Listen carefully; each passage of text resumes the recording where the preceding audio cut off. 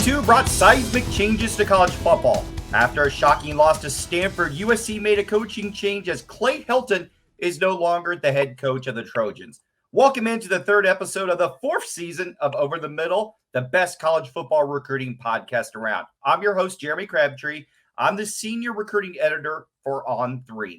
We're brought to you by the amazing folks at YourView, the home for the best live high school football coverage from coast to coast. If it's a top matchup in Oklahoma, YourView has you covered. The same is true in Arizona, Louisiana, Nebraska, Kansas, and other parts of the country. Be sure to log on to watch.yourview.com. And once you're there, you can subscribe to access for all the games across the country, or you can pick up a single game matchup that jumps out to you for just $7.99. One game I am intrigued by is arguably the biggest game of the season in the Sunflower State. It's Wichita Bishop Carroll versus Derby. That's Friday night. It is a huge, huge matchup, and it can only be seen on YourView. All right, let's dive into this week's topic. We were actually going to talk about a different thing this week. We're going to continue with our discussion about the NIL and the impacts it's had on college football. But when USC fires its head coach in week 2 of college football, and the college football and recruiting world is impacted, we have to talk about it.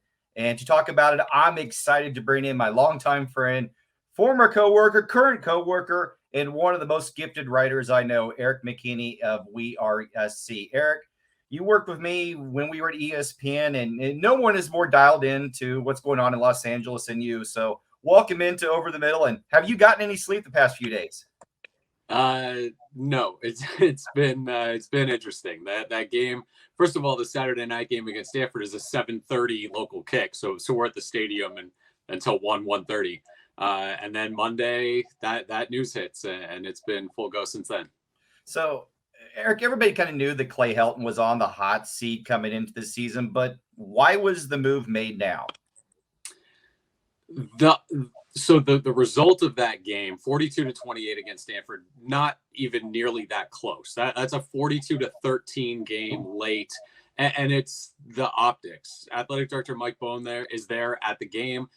The start of it was kind of the electricity was palpable. They kind of had a new intro for the team coming out. They turned the stadium lights off, and then came out through these pyrotechnics, and the crowd was there. The crowd was excited.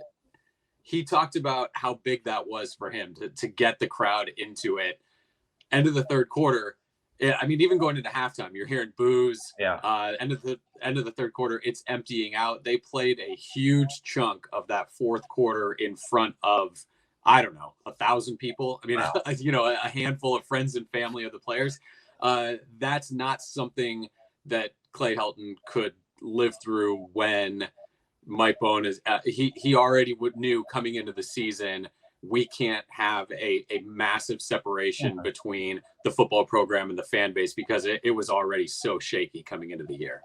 Erik, how did we get to this point? Well, why did Helton not succeed? Was it on the field? Was it recruiting related, or was it kind of a combination of everything? It was all of it. I mean, you go back to kind of how he got the job. He takes over for one game in 2013 as the second interim coach that USC had that year. He takes over as the interim coach in 2015. USC goes through the rest of that season. He's named the permanent head coach right toward the end. USC loses their next 2 games that year. So immediately there's a lot of people saying, hey, this probably wasn't the right choice. And we're talking about 2015 now. Yeah. USC since then has had some up and down years. Early on, he inherited a pretty solid roster. They win the Rose Bowl. They win the Pac-12 championship. In 2018, where it feels like this thing's turning over and now these are his guys, he goes with a true freshman quarterback in JT Daniels, and they went 5-7. And that was kind of the point where it was like, okay, hot seat time. Again, we're talking about 2018. It's 2021. Yeah. So USC as a school, there were a bunch of scandals that have gone on with the school and just a ton of money going out. There's a thought going on where, hey, maybe we don't like the optics of focusing all this attention on football when we have some other things that we need to clean up as a university. Clay Helton was not going to be a guy that embarrassed them publicly as a football coach. He was able to present a nice, strong face at the front of that program. They won, I think, enough games, that they win 8 games in 2019. They won 5 games in 2020, but no, so, ever since that 2018 season, there were thoughts of, okay, when is this going to happen? And it really is amazing that he lasted this long. There'll be a lot of talk about, okay, it was only 2 games in the 2021 season, but no, this is 4 or 5 years of this. And you look at it, he was 19 and 15 in his last 34 games, and at a school like USC, that's not a 2-game sample size. That's enough to make a determination. I want to dive into the recruiting aspect with Helton, and you've covered the West Coast recruiting wars for years, and there's no question there were some inconsistencies. I mean, I may put it mildly here. Some inconsistencies with his recruiting efforts. What they had a top 5 classes in 2017 and 2018, but then there were struggles. They were 29th heading in as we speak right now. That I know they had a small class last year, but 64th, and then in 2019 they were 20th. But to me, what was most shocking was the type of talent that was fleeing the Golden State and heading to places like Pac-12 rival Oregon, Notre Dame, Ohio State, Oklahoma, Alabama, Clemson. Why did he fail in California? I think a lot of it was the USC structure. Everybody talks about and just kind of immediately throws, oh yeah, USC is one of the top 5 college football jobs, one of the top 3 college football jobs. There was a long time and right at the beginning of his tenure where it wasn't, just because of the infrastructure that was around him. USC for a long time was working with a recruiting support staff of, I think, 4 people. Wow. And when you compare that to what Alabama's got a small city working as their recruiting support staff. So USC they could not keep up. They were asking too few people to do too much there. When you're talking about recruits that, they need a touch point every 2 hours, with some of these schools doing this, USC they couldn't do it. There's also the fact that he brought in some assistant coaches that just did not like to recruit. They didn't get after it. They didn't do that. That's going to really hurt you. Nat, when you're supposed to be this program that's recruiting nationally, locking up the Los Angeles area, the Southern California area, and then going out to Texas and Florida and some of those other places and getting guys, when you don't put the effort in, that's a huge red flag. So I thought Clay Helton was good. If they had a guy and they were trying to finish it, he could go in late and he really sort of bonded with kids and their families, and that I don't think he himself was a major red flag, but kind of what was put in place around him. And I don't know if he knew enough about what was going on at these other places to really push and be able to put his foot down and say, no, we need 10 people. We need 20 people in the recruiting department. We need analysts. We need all this kind of stuff. And again, USC kind of, I think, took advantage of that a little bit, where we don't have a head coach that's, trying to stomp all over the place and I need this and I need this, when again, USC is putting out their own fires, with the school. So a lot of reasons went into it. They got the guys. Corey Foreman is on campus right now. They've got some big time talent, but I think you look at the offensive line and the offensive line coaching hires that he had made in the past and the way they recruited that, the way it was not emphasized over his tenure, and you lost a lot of talent that should have been brought in, I think, along the offensive line. And once you fail up there, it's tough to really build a program when you don't have the offensive lineman. Well, a lot of people also point to the swings and misses at the quarterback spot, especially with so many good quarterbacks right in their own backyard. And kind of looking back now, was Bryce Young's flip to Alabama maybe the moment when we should have known that he was really in trouble with high-profile offensive recruits? It was definitely a statement that he could do that. I mean, you have Sark at Alabama, and he wants to do everything he can to kind of stick it to USC a little bit with that. But when you had Bryce Young and DJ out here, and you knew they were the one, two guys in the country, forget about just locally. And USC really had a decision to make. We need to pick and go after one of these guys, because we're not going to get both of them. Yeah. And if we try to split resources and go after each of them, we're going to get beat for both of them. So they did that. They went after Bryce Young, and they had a commitment from him. They had done everything that they needed to do for him. And then when you lose trust in the direction of the program and where that's going, and oh, by the way, Alabama's coming after you, that's not a tough decision at that point for him to make and head out there. So USC, they had Keaton Slovis there, and he's turned out to be, I think, better than a lot of people expected. But the quarterback situation for them was so weird. They had JT Daniels there. He gets hurt. Keaton comes in. JT Daniels now at Georgia. They had Jack Sears transfer out. So they've been kind of tight-roping with quarterbacks, only having 2 guys healthy, 3 guys healthy for the last few years. It looks like, with this last year, Miller Moss and Jackson Dart, who has been just unbelievable in practice and looks like probably the next big-time USC quarterback.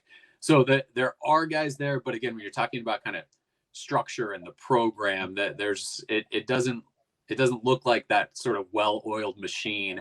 Yeah, we've got 4 guys, 1 a year, and this is how it's doing. That there have been some holes that have shown up there. Well, and you kind of touched on it briefly, but losing Young from arguably the top high school football program and connected to USC and one of the top high school football programs in the country, that's had to send signals to other recruits across the country, and especially in Southern California. I mean, if you can't keep that type of player at home in your own backyard, especially when you pour all in on him, that had to be a sign to those SoCal kids.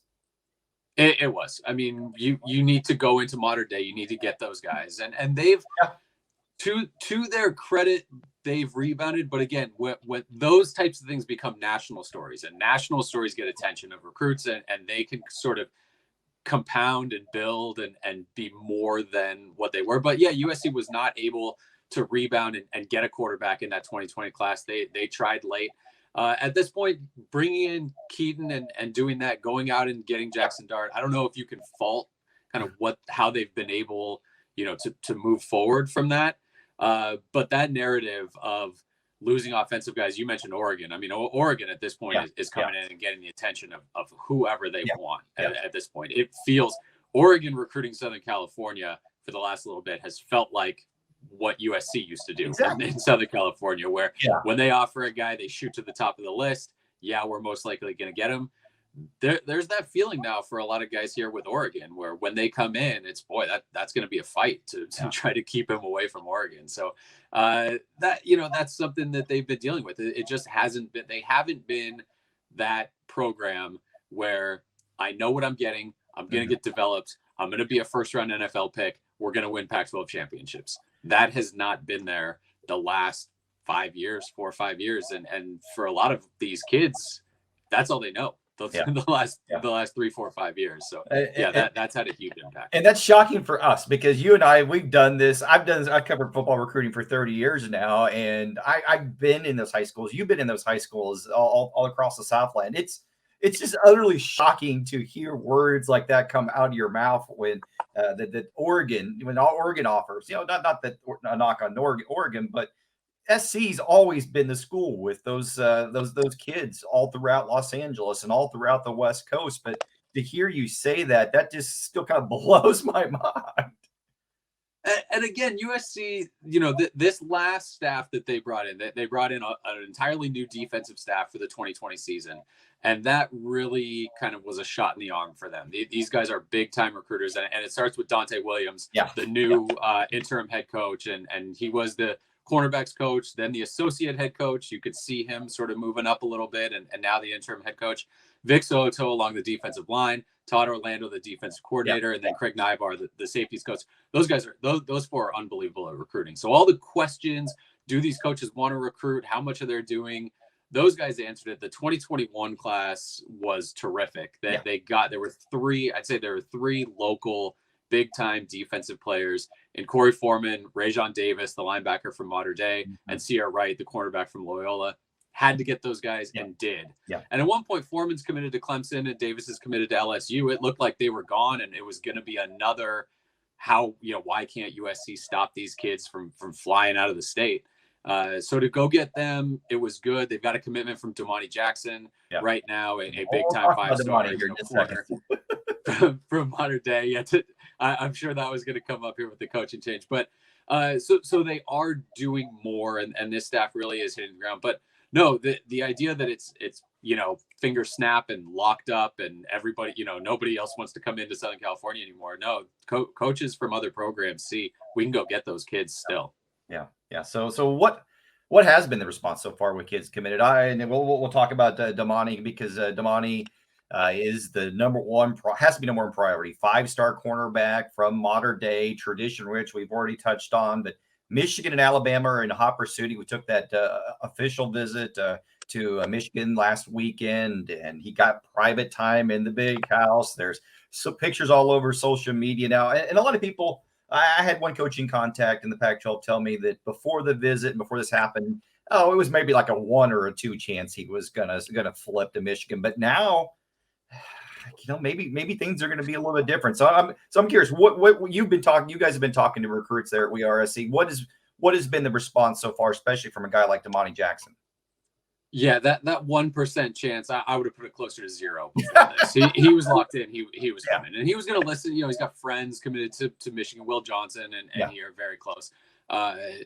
Alabama, again, if your phone rings and it's Nick Saban or someone from Alabama and you're a recruit, you answer it. And that's something where, you cannot blame people for taking a look down there. But no, he was going to come to USC, had Clay Helton been the head coach, and USC runs off a great season. They're in the Pac-12 championship game. Everything looks good and moving forward.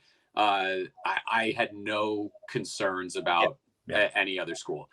At this point, I think the only concern becomes what happens with Dante Williams. Damani and Dante Williams are so close. And I feel very confident that if Dante Williams is still at USC when it comes time for Damani Jackson to have to sign something, he ends up at USC with Dante Williams.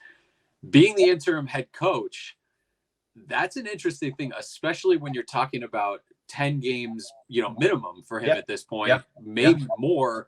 That's a long time to get a lot of people on your side and build recruiting momentum and that sort of thing. It also becomes, if he does not become the permanent coach, somebody comes in, potentially easier for them to say, no, we want to wipe the slate clean and move on and bring our other guys in.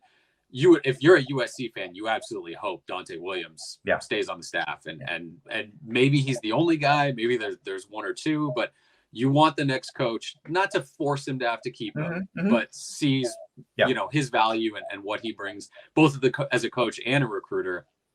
If that happens, again, I think if Dante Williams is at USC, Damani Jackson ends up at USC. If Dante Williams is somewhere else, all bets are off. I think.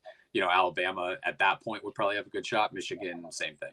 Yeah. So what's been the response of a couple other guys? I mean, most of the guys that I've talked to, and I know most of the guys that you guys have talked to, seemingly are saying the right things right now. That we're 100% in, and we're sticking to our commitments. But you and I, again, we've done this long enough to know that often maybe is just lip service, especially early on after news of a coaching change. So what type of feedback are you getting? Yeah, our lead recruiting analyst, Scott Schrader, he reached out to a few guys and has gotten responses, and it's been what you'd expect. It's so early in this. Nobody's going to go, oh, he's gone, I'm out. They're not going to make that kind of quick decision. And also a lot of these guys have connections to the other assistant coaches. Again, when a head coach is fired, the assumption has to be those assistants, at least, the majority of them, are not going to stay there if a new coach comes in and says, I want to keep everybody. So that will be something to watch down the line. They're all going to listen, right? Michael Williams is out there in Georgia. His connection to USC is very much through Vic Soto, the defensive line coach. Again, if something happens there, he's got a brother, Michael Trigg, who's at USC. So there is a family connection there, but I mean, Georgia's going to keep pushing, and you got to think that becomes a thing. So, when you have guys, Jaden Gold is all the way out there on the East Coast. They've got these guys from different places around the country. Devin Brown, the quarterback, is now out in Utah, and these are some big-time guys that are hearing from a lot of different schools. So if there's a massive staff shakeup, and especially if Dante Williams is not involved in that next staff, I would expect an immediate kind of dip and departure from a lot of these guys. But saying that, USC, is USC. And I talked about it for a time not being a great job, but it's always going to attract players. If USC puts a head coach in there that recruits can buy into, and especially their families, their coaches, their trainers, their 7-on-7 guys, if they know them as a good football guy, hey, I trust this guy, I know him, I think you should keep taking a look. That combination at a school like USC, you're immediately back in the picture for them and more. And so I think it's one of those things where you expect a bump at some point, kind of no matter what they do. It's just how big is that dip before the bump, when you try to get everybody back. So I think it's worth watching. Does this class, the commits they have right now, is that exactly who they're going to sign after what's probably going to happen, the chaos that's coming and a new coach coming in? Probably not. Yeah. But I think a lot of them do know what USC is outside of who the head coach is, and they'll continue to give USC a strong look. So you're talking to USC fans daily. What's their thought? I mean, if they could draw up the perfect candidate, we're going to talk about a couple names here in just a second. If they could draw up a perfect candidate, does this person have to have SoCal ties, or will a national name, you think, spark interest with recruits in the Southland? No, you hear a lot, they need to be able to recruit Southern California. They need to be able to recruit Los Angeles and the area. I don't know how much I buy that. I think there are a lot of knowledgeable, again, like I mentioned, high school coaches, 7-on-7 coaches, trainers, all of that, quarterback coaches out here that know a lot about football at both levels, college and NFL, where if somebody came in that they said, yeah, that's a football guy, I trust him, it would take that guy, again, wearing a USC polo, going to one practice, saying, hi, I'm whatever his name is. And those coaches are saying, yeah, okay, that we're good with that. We're good. And you can build a relationship quickly. It does have, I will say, it does have to be a coach that loves recruiting and will get after it and will hire guys that also do it. Because this idea that schools recruit themselves, Alabama recruits itself, USC recruits itself. No. It'll introduce itself, right? Yeah, I know that school. I've heard of that school, but you need to do the work. And so that, I think, is way more important than coming in already with connections. I do, it's not a bad idea to bring in an assistant that has some connections there and can get you into some places. But I think it would be a plus. I'm not saying get a guy that's never been out here before, but I don't see it as a necessity to where, no, you need a guy that can run a program, knows a system, and will bring in and shape the program in his image and in a positive way. And again, will put in the effort and get after it in recruiting. Yeah, Eric, you have a hot board of top candidates up on WE-ARE-S.C. Let's talk about a few of those names, especially two names that are intriguing to me. Especially, there's three names that jump out to me. Obviously, since you call Cincinnati's Luke Fickell a no-brainer, and how would he fit at USC? And then there's all this buzz. We're taping this on Wednesday afternoon. There's been all the buzz about James Franklin, the Penn State coach, about his legitimate interest in the job. You know how that is. But how would James Franklin and Luke Fickell fit out there?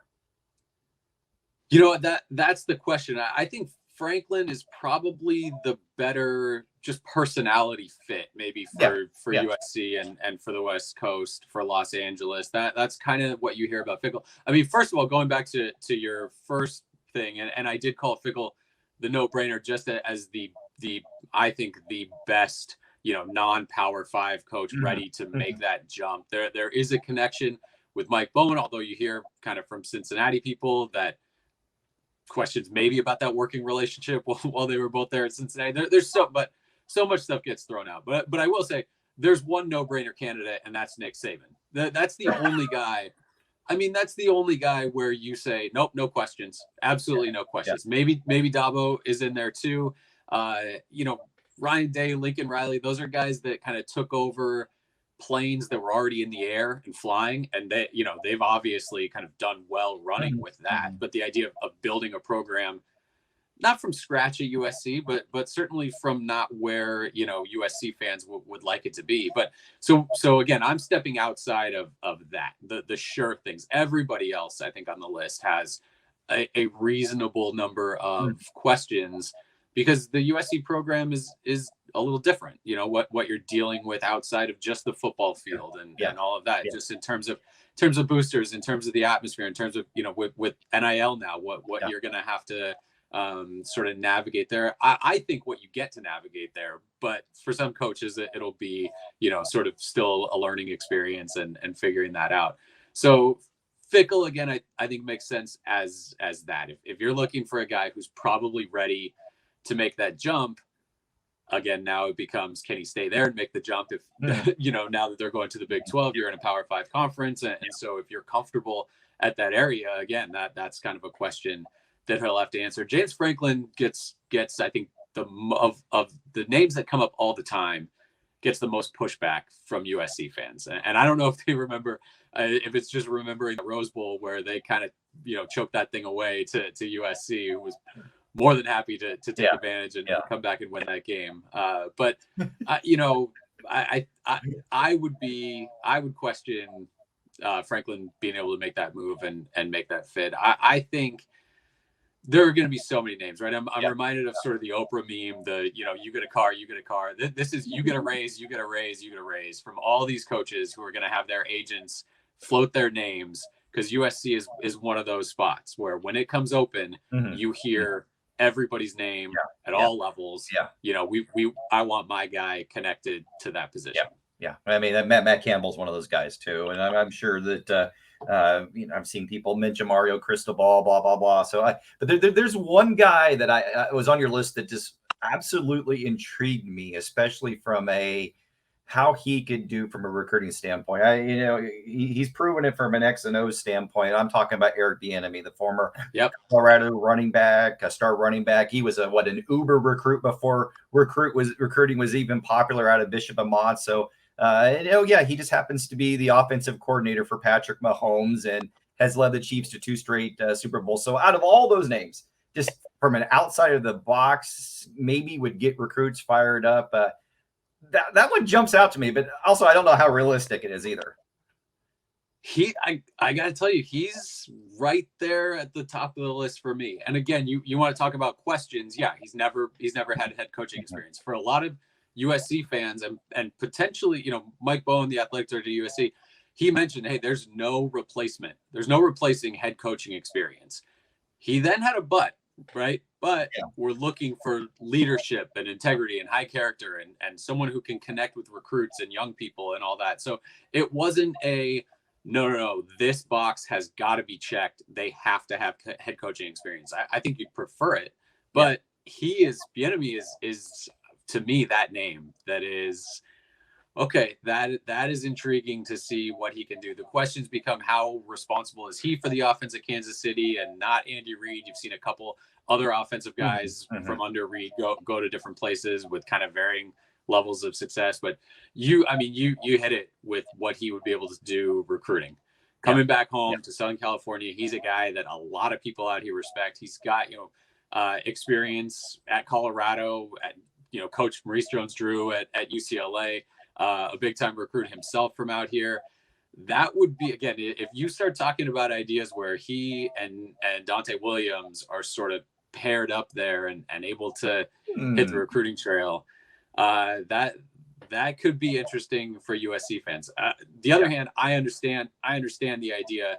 No, they've got to have demonstrated ability as a head coach, and that has to be, you know, the first thing that you check off there. But I think he's an intriguing name. He was the first name that I heard, not from decision makers at USC, but hey, this might be a good choice. Yeah. Well, I think obviously this is a massively important hire because it's a type of, as Paul Feinbaum on ESPN said yesterday, this is a type of decision that if they don't get it right, it could bury them for maybe ever. I mean, just that it's that big of a hire here. So, and good news is you get to cover this storyline for the next 3 months, and I know you guys will have it covered at WE-ARE-S.C. Can you tell folks how they can find your work and also subscribe to WE-ARE-S.C?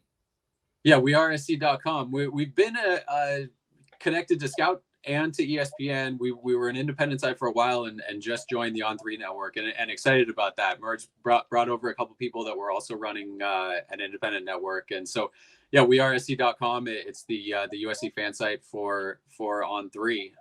Right now, running a subscription there. We've got some insider recruiting stuff, team stuff, and all that for all USC fans. Yeah, it's a great start and a great site. And Eric, I'm so happy that we're connected once again and get to talk to each other on a daily basis. And I have a feeling this might be not the last time that we talk a little SC recruiting here before it's all said and done. So thank you for joining us, buddy. Yeah, absolutely. No, I feel like news is going to be coming fast and furious at some point. I think they will. They'll try to figure out kind of who their candidates are and take their time. I do believe maybe not the national search starts now. I think that they've been thinking about this for a while now, but I think USC fans will be pleased with the candidates that the administration comes up with here. Yeah, I agree. I think this is it's going to be fun. It's going to be fun, and it's going to transform Southern California recruiting, USC, and college football for a long, long time. All right. Okay, folks, that's it for this week's edition of Over the Middle. Once again, I'm your host, Jeremy Crabtree with On3, and we cannot do this show without the support from the great folks at YourView. YourView is home for the top high school football matchups from Arizona to Rhode Island and everywhere in between. Head over to watch.yourview.com and check out some of the great matchups slated for this week. And don't forget that YourView has that Bishop Carroll versus Derby game, the top game of the year in the Sunflower State. That's not the only big game, and we'll be sure to talk about those games throughout the season. Thanks again for joining us here on Over the Middle. God willing, we'll talk to you again next week.